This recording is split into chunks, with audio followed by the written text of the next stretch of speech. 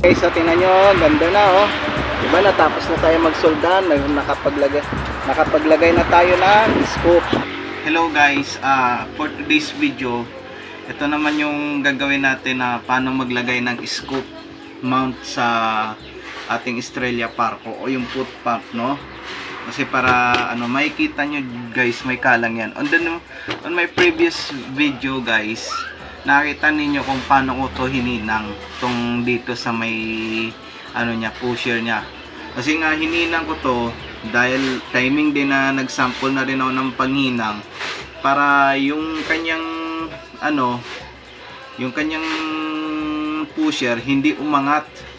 Kasi pag umangat yung neto, umangat kasi to.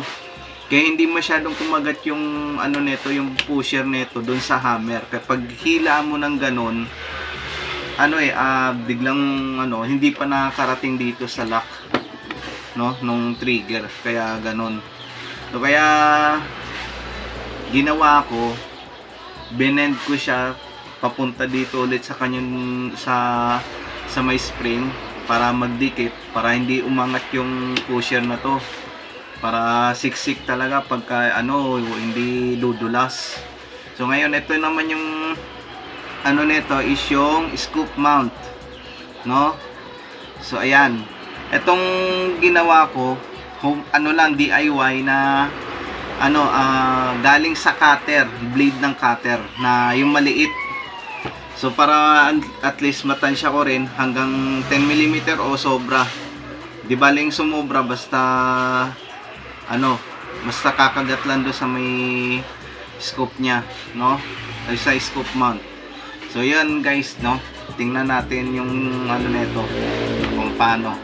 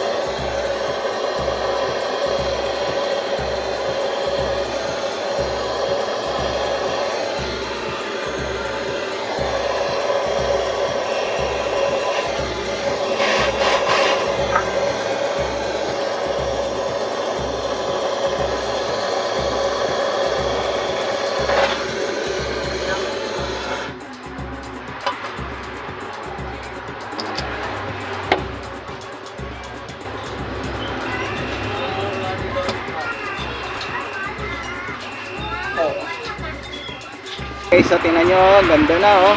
Diba natapos na tayo magsoldan, nakapaglagay na tayo ng scoop.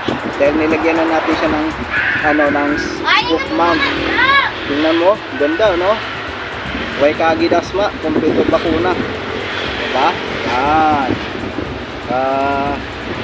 Okay sa all right. Yun, wala pa tong hangin.